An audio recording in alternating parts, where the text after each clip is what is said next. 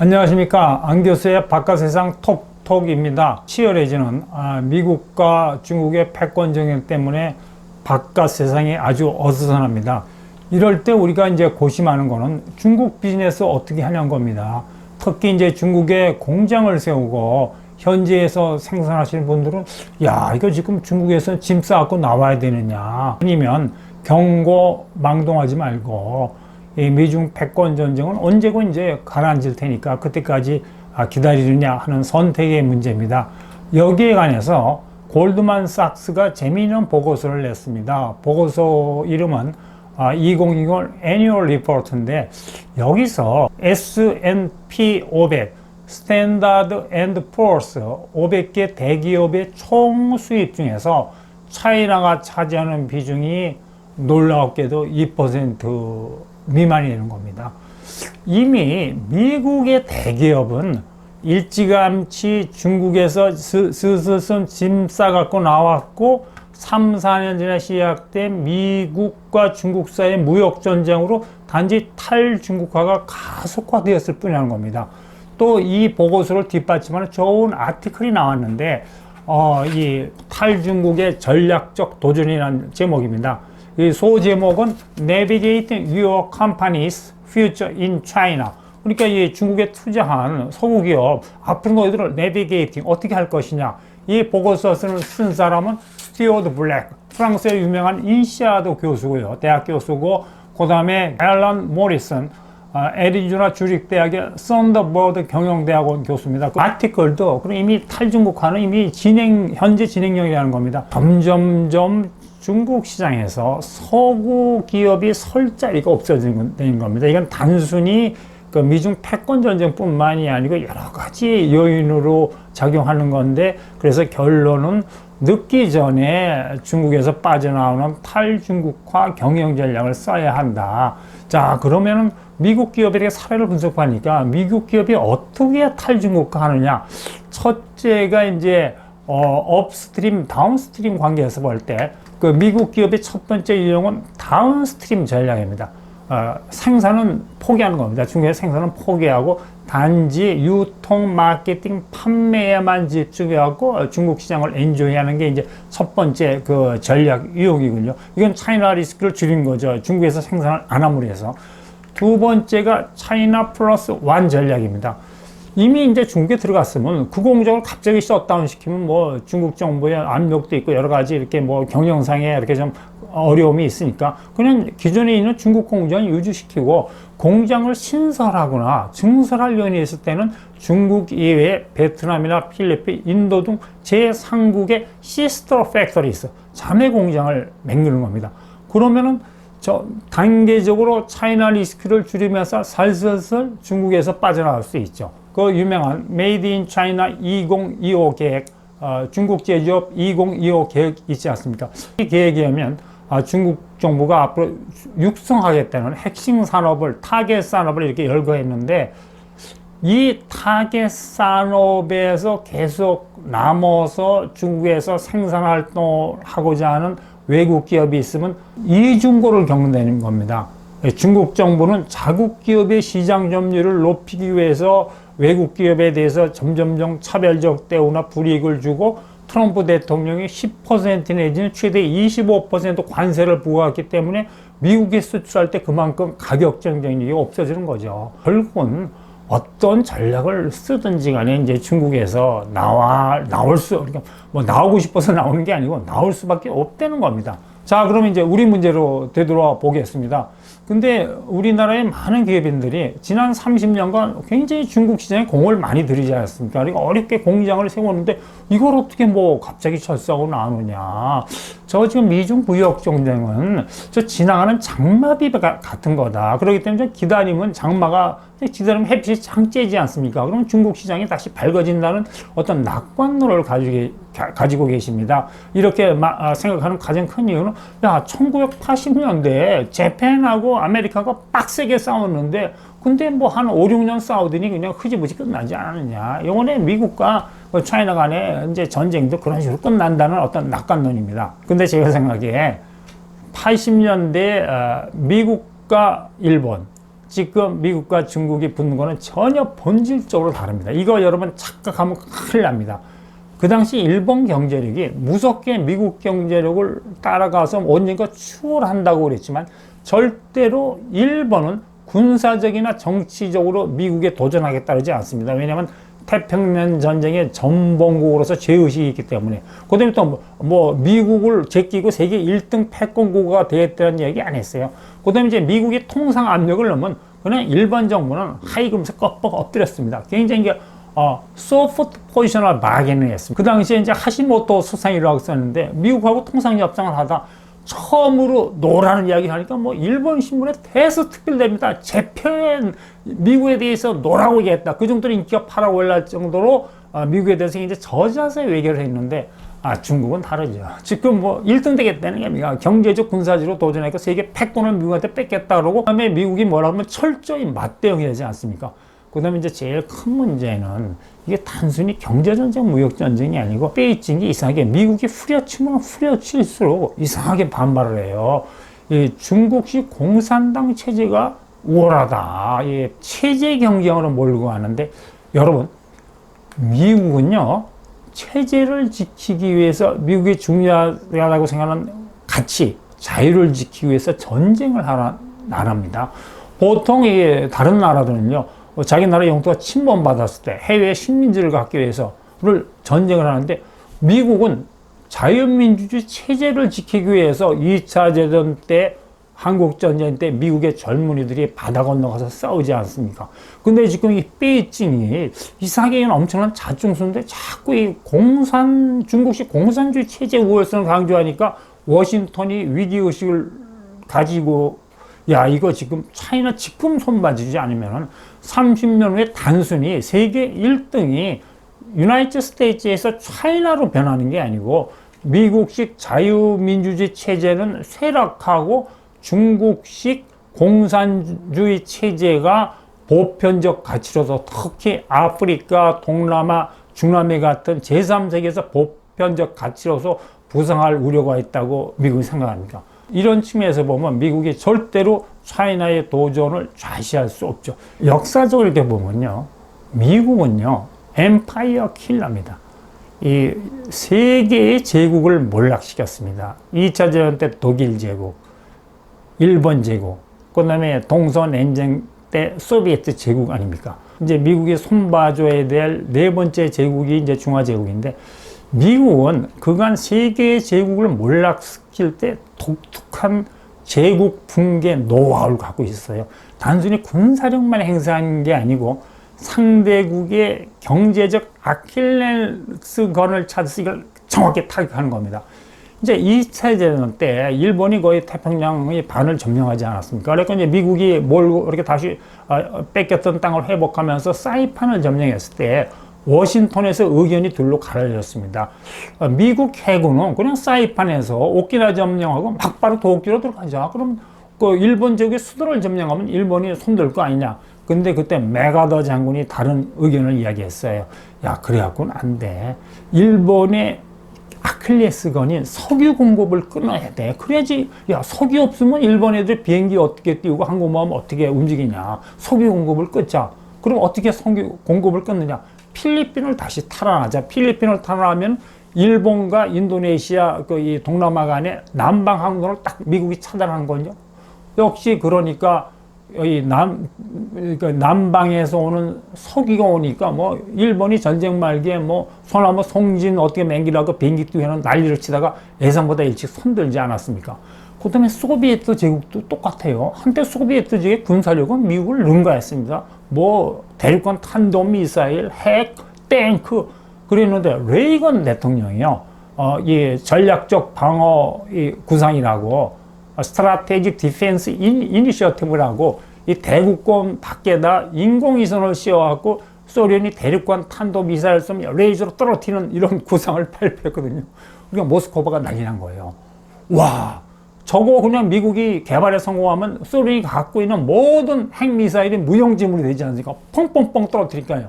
그러면 소련도 개발해야죠. 근데 저게 엄청난 개발비가 들어가는 거예요. 그 당시에 소련 국방비가 전체 예산의 뭐 한 20-30%니까 모두 경제적으로 못 견디고 그러니까 결국은 소비에트 제국이 붕괴한 게 무슨 군사적으로 미국에서 져서 그런 게 아니고 경제가 파탄해갖고 붕괴한 거 아닙니까? 중화 제국은요, 자력 갱생한 소비에트 제국보다 아킬레스건이 더 많이 미국에 활짝 노출되어 있죠. 지금까지 중국이 큰 거는 사실 WTO 자유무역 체제 속에서 중국을 생산 기지로 맹긴 글로벌 공급망이었거든요. 글로벌 공급망이 중국을 생산 기지로 맹기하고 중국이 세계 2위 경제대국으로 크게 맹기를 준 거예요. 미국이 딱 저게 중국의 아킬레스건이다. 저거를 끊어버리자. 또 그 중에서 글로벌 공급망 중에서 중국의 결정적인 아킬레스건이 뭐냐? 반도체입니다. 중국의 반도체 작업률은 15%. 근데 중국이 뭐 반도체 굴기 이제 미국이 압력을 넣으니까 그러는데, 최근에 이렇게 아티클을 보면 뭐 알리바바, 텐센트가 반도체 생산에 들어갔다고, 그럼 뭐 베이징에서 박수 치고 난리 났습니다. 중국 공산당이 뭐 잘해보라고. 근데 여러분, 알리바바, 텐센트는요, 기본적으로 소프트웨어, 이쪽에서 큰 기업이에요. 반도체는 매뉴팩처링입니다. 제조업하고 소프트웨어 왔다 갔다 한 건 전혀 달라요. 그 다음에 뭐, 베이징 대 등 세계적인 중국의 명문 대학에 뭐 반도체 대학으로 매기고 우수한 반도체 인재를 양성해서 반도체 굴기하겠다는데, 여러분, 뭐, 미국의 명문 대학이 없어서 이 반도체 산업을 일본하고 한국에 뺏겼습니까? 하버드 대학, 예일 대학 있어도 안 되잖아요. 반도체 산업은 그렇게 육성하는 게 아닙니다. 반도체 산업은 소재와 장비를 생산하는 소방기업의 협력이 없으면 안 돼요. 특히 중국의 차세대 반도체를 생각하면 5나노 이하의 아주 섬세한 웨이퍼의 미세 회로를 극자에서 노광 장비로 이렇게 만들어야 되거든요. 근데 이 극자에서 노광 장비, 이건 차세대 반도체에 꼭 필요한 장비는 화란의 ASLM이라는 딱 세 개의 한 회사가 매기는데 장비값이 엄청나게 비쌉니다. 한 대에 1,700억 원이에요. 근데 이것도 없어서 못 삽니다. 근데 이제 재미있는 거는 중국이 ASLM 매출의 17%를 차지하는 대로 주요한 주 고객입니다. 고객인데 이 ASLM이 미국의 압력 때문에 중국이 그렇게 절실히 필요한 극자에서 노광 장비를 뭐 안 파는지 못 파는 건지 하여튼 안 팔고 있습니다. 이제 ASLM이 중국에 파는 노광 장비는 구식 장비만 팔고 있습니다. 그러니까 이제 베이징이 열받으니까, 야, 우리도 자체 기술력으로 이 극자에서 노광 장비를 자체 개발하자는데 전문가들의 이야기에 의하면 한 10년 정도 걸릴 거랍니다. 근데 이제 중국도 뭐 국가 능력 총동원 하면 5년으로 단축시킬 수 있겠죠. 그렇지만 ASLM이나 삼성전자, 미국의 인텔은 더 차차 세대 반도체 장비 쪽으로 나가는 거죠. 그러니까 반도체는 절대로 중국 혼자 자립 생산할 수 없습니다. 이렇게 되면은 뭐 이 반도체 없이 되는 게 없잖아요. 4차 산업혁명, 인공지능. 그러니까 중국이 뭐 이 하는 산업구조 고도화, 시진핑 주석이 이렇게 막 내세우는 기술국이고 이제 말짱꽝이고 물거품 되는 겁니다. 이제 그 다음에 이제 많은 뭐 저도 가끔 그런 생각이 들어요. 우리 기업인들이 생각하는 게, 야, 미국이 한 3-4년 전부터 이렇게 두들겼는데도, 야, 중국 경제 끄떡없지 않느냐. 뭐 플러스 성장하고 대미 흑자는 더 늘어나고, 또 특히 금년 들어서는 전년 동급이 뭐 이 수출이 최대 50%까지 팍팍 늘어났거든요. 저러다면 미국이 제풀에 꺾이고 오히려 진짜 30년 후에 중국이 세계 경제와 세계를 제패하지 않느냐, 중국명에 실현되는 게 아니라고 생각하는 수도 있는데, 여러분 잘 보세요. 이 중국이 지금 외형적으로는 크지만 내막을 봐야 돼요. 속을 들여다보면은 지금 중국이 금년 들어서 날개를 달고 있는 수출 품목은 과거 후진타오형 범용제품, 중진국형 제품입니다. 주로 지금 제일 많이 팔리는 게 뭐 마스크 같은 방역 장비, 그 다음에 이제 재택근무가 많아지니까 PC, 노트북, 뭐 이런 모니터 같은 장비인데, 이거는 이 중국이 앞으로 미래에 도전할 품목이 아니에요. 언젠가는 중국이 버려야 될 품목이에요. 중국이 진짜 세계 1위의 경제대국의 산업구조를 고도화하고 기술국이 하기 위해서는 시진핑 주석이 이렇게 타겟하는 미래 제품, 5 정보통신, 하이텍, IT 제품이 들어가야 되는데, 이거는 지금 제가 말씀드렸듯이 차세대 반도체가 없고, 그나마 겨우 중국이 공들여서 미국, 영국, 서구 세계에 들어간 파웨이의 5G 정보통신 장비, ZT, 중국의 유명한 회사의 장비가 지금 쫓겨나고 있습니다. 얼마 전에 미국의 연방통신위원회가 야 19억 불 정도의 보조금을 팍팍 줄 테니까 그 화웨이 통신장비, ZTE 통신장비 설치한 미국 통신회사를 다 뜯어내라고 명령을 내렸습니다. 이 정도로 지금 중국이 사면초가에 몰리고 있는 겁니다. 이미 미중 패권 전쟁이 시작되기 전에 중국은 자국 기업 우선주의 정책을 굉장히 철저히 써왔다는 겁니다. 자국 기업 우선주의 정책은 두 가지로 이제 요약했습니다. 첫째, 중국의 국내 산업을 육성하자. 예를 들어서 자동차 산업에서는 중국 생산을, 이제 중국 기업에 대한 생산을 이렇게 높여가지고 외국 제품이나 외국 기술에 대한 의존도를 낮추자.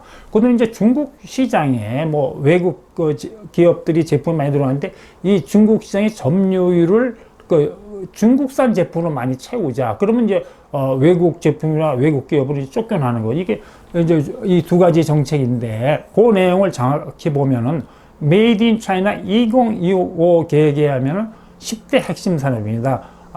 전기차 배터리, 인공지능, 반도체 등 10대 핵심 산업에서 중국의 자금률이 한 2020년에 40%인데 이거를 5년 후인 2025년까지 70% 높이겠다는 겁니다. 이거 거꾸로 해석하면 외국 기업의 설탕이 점점 없어지는 거죠. 중국 기업이 중국 시장 점유율로 전기차 같은 경우 80%까지 올리겠다 그러고 에너지 장비는 90%까지 올리자 그럽니다.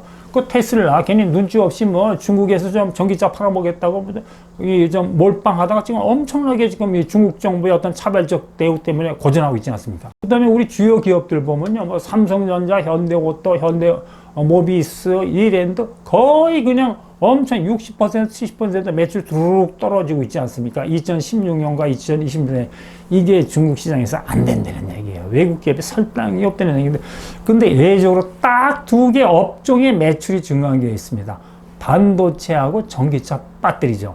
자, 그럼 여러분 생각해, 야, 그러면 전기차 배터리, 특히 전기차 배터리는 되는 게 아니냐? 아니죠. 아까 말씀드리기로 중국제 전기차의 점유율을 쭉 80%까지 올린다 그러면 당연히 배터리도 중국제를 쓰게 되는 거죠. 그러니까 전기차 배터리는 중국 시장에서 앞으로 설탕이 없어요. 근데 중국에 진출한 기업이 이런 문제뿐만 아니고 이제 중국 정부한테 감시당하고 이제 막 압박을 막 당하는 겁니다. 특히 이제 2018년에 중국이 국가정보법이라는 걸 만들지 않습니까? 이 법에 하면 모든 이 중국에서 활동하는 기업은 중국의 그 정보당국이 요구하는 정보를 줄 의무가 있거든요.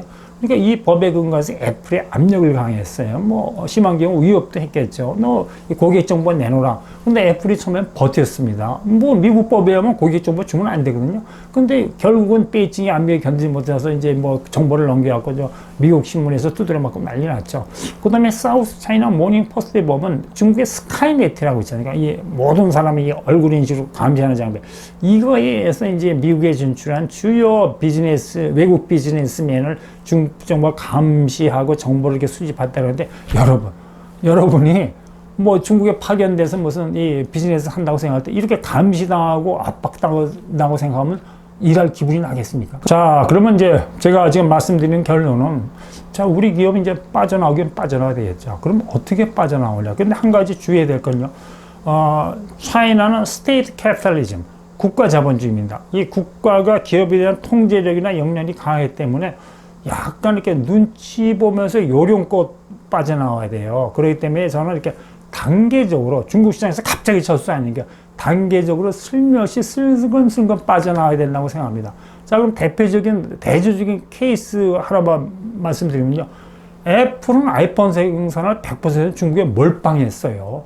특히 중국에서 지금 이 400만 근로자가 애플을 생산하기 위해서 일하고 있는데 너무나 큰 규모의 경제이기 때문에 아무리 차이나 리스크가 점점 높아지는지 애플은 빠져나오지 못하는 건데 차이나 수능에 빠졌습니다. 여기에 번해서 아까 말한 차이나 플러스 원 정책을 미리부터 차이나 리스크를 감지하고 이게 실시하고 살살살 중국에 대한 그 의존도를 주닌 나이키는 40여 개국의 생산 공장을 맹기고 있거든요. 그러니까 뭐 차이나가 아무리 뭐 어지러워도 전혀 문제가 없고, 특히 아까 말씀드린 신장 이후로 강제 노동으로 나이키에 대해서 배지와 압력을 넣어도 나이키 이렇게 보면 느긋합니다. 왜냐면 저렇게 리스크를 분산시켜 놨기 때문입니다. 우리 기업이 중국에서 나오는 효율적인 방법 중에 하나가 산업 내 특화 전략입니다.